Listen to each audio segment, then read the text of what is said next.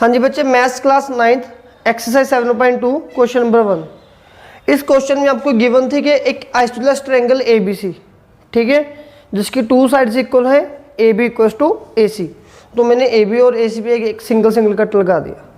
फिर उन्होंने बोला है कि एंगल B का बाइसेक्टर और एंगल C का बाइसेक्टर मीट कर रहा O पे, तो ये डायग्राम ऐसे बन गई। फिर A और O को ज्वाइन कर दिया, ठीक है। ये चीज़ क्लियर इतनी सी आपको, ठीक है। रफली फिर से बना के दिखा देता हूँ। एक ट्रायंगल ABC है जो कि आइसोसेलेस है with AB equals to AC। फिर एंगल B का बाइसेक्टर यहाँ से ड्रॉ किया, एंगल C का बाइसेक्टर यहाँ से ड्रॉ किया, जहाँ पे आके मीट करे पॉइंट O आ गया। फिर A टू O ज्वाइन कर दिया। ये डायग्राम बुक में नहीं है, खुद बनानी है, ठीक है। चलो ये बन गई ना डायग्राम इतनी सी। अब इसके बाद जो हमने आगे करना है, इसके आगे का पार्ट हमारे पास, आपने प्रूफ करना है कि एक तो OB लाइन इक्वल आएगी OC की, और दूसरी चीज इक्वल आएगी कि ये जो AO लाइन है इस एंगल को भी बाइसेक्ट कर रही है, ठीक है। अब मैं आपको बच्चे सिंपली पार्ट समझा रहा हूँ ये कैसे होगा, ठीक है। देखो आप क्या करो, यहाँ पे लिख दिया मैंने एंगल 1 2, और नीचे मैं लिख रहा हूँ एंगल 3, और इसको लिख रहा हूँ एंगल 4, ठीक है। क्लियर। आपके पास टू ऑप्शंस है, या तो आप इन दोनों ट्रायंगल को कॉन्ग्रुएंट कर दो, फिर आपके पास ये दोनों साइड्स भी इक्वल आ जाएंगी और ये वाला पार्ट भी इक्वल आ जाएगा। लेकिन जब आप इनको कॉन्ग्रुएंट करोगे ना, तो एक दिक्कत आएगी कि जो प्रॉपर्टीज हमने पढ़ी थी वो कोई भी प्रॉपर्टी सेटिस्फाई नहीं हो रही। करके देखोगे आपको पता चल जाएगा, ठीक है। तो अब इसका सोल्यूशन हमें क्या निकालना पड़ेगा, पहले ये दोनों साइड्स को इक्वल प्रूव करना पड़ेगा। इसके लिए सबसे पहले मैं यहाँ पे एक लाइन लगा रहा हूँ, यहाँ पर, ठीक है। यहाँ पे छोटा सा काम फर्स्ट पार्ट इस साइड पे कर देता हूँ, ठीक है। आपने क्या करना बच्चे, इन ट्रायंगल, पहले आपको ये छोटी ट्रायंगल उठा लो OBC, ठीक है। हमने ट्रायंगल OBC उठा लिया। अभी आपको गिवन क्या है, हमें गिवन था कि इन ट्रायंगल ABC, चलो स्टार्टिंग से ही करते हैं।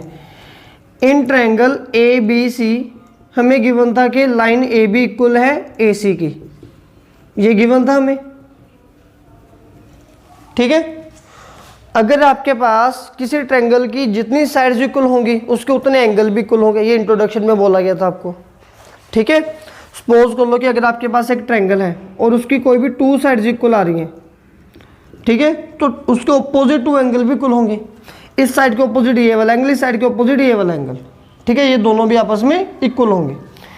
तो इसी हिसाब से AB के ऑपोजिट एंगल बन रहा है C, और AC के ऑपोजिट बन रहा है एंगल B, ये दोनों भी आपस में इक्वल होंगे ना, ठीक है। तो इन दोनों का हाफ कर दीजिए, तो इन दोनों का हाफ भी इक्वल होगा। फिलहाल मैं इन दोनों का जो हाफ ले रहा हूं वो मैं ले रहा हूं एंगल 3 इक्वल्स टू एंगल 4। तो एंगल C का हाफ आ गया एंगल 4, एंगल B का हाफ आ गया एंगल 3, ठीक है। ये चीज क्लियर है। अब ये खत्म नहीं हुआ पार्ट। अब आप यहां पे लिखो इन ट्रायंगल OBC, ये छोटी सी ट्रायंगल। तो OBC में आपके पास ये टू एंगल इक्वल आ गए, एंगल 3 एंड एंगल 4 अब इक्वल आए है ना, ठीक है। तो यहाँ पे लिखोगे आप एंगल 3 इक्वल टू एंगल 4, ये दोनों आपस में इक्वल है। अब जो बात मैंने बोली थी उसी पे फिर से आ जाओ। दो साइड्स इक्वल है तो दो एंगल इक्वल होंगे, अगर दो एंगल इक्वल है तो दो साइड्स भी इक्वल होंगी। अब इस ट्रायंगल में टू एंगल्स इक्वल आ गए ना, तो मतलब कि इसके ऑपोजिट साइड्स भी इक्वल होंगी। एंगल 3 के ऑपोजिट कौन सी साइड बन रही है, OC, और एंगल 4 के ऑपोजिट कौन सी साइड बन रही है, OB। तो फर्स्ट पार्ट तो हो गया OB equal to OC, clear है। अब सेकंड पार्ट में इस तरफ करूंगा, ठीक है, जो कॉन्ग्रुएंसी के साथ होगा। अब इसको प्रूव करने के लिए आपको ये ट्रायंगल उठानी पड़ेगी। इन ट्रायंगल, ये छोटी ट्रायंगल पहले AOB, and in triangle AOC, ठीक है। देखिए इन दोनों में कौन कौन से पार्ट्स इक्वल है, एक तो ए बी इक्वल टू ए सी है,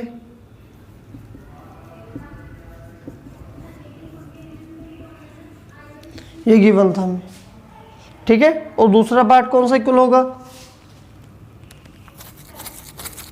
ये एंगल 1 इक्वल टू एंगल 2 कैसे इक्वल आएंगे, angle B equal to angle C तो इक्वल है ना हमारे पास, तो इन दोनों का हाफ भी इक्वल आएगा। तो बी का हाफ या तो एंगल 1 है या एंगल 3 है, लेकिन हम कौन सा उठाएंगे, एंगल 1, क्यों, क्योंकि हमने ट्रायंगल ही ऊपर वाली ली है। सिमिलरली एंगल सी का हाफ या तो 2 है या 4 है, अभी हम 2 की बात करेंगे क्योंकि ऊपर वाले ट्रायंगल हमारे पास, ये दोनों भी इक्वल आ गए। फिर इसके बाद ये एंगल आ गया, ये साइड आ गई, तो इंक्लूडेड साइड ये वाली होनी चाहिए, थर्ड साइड है ना।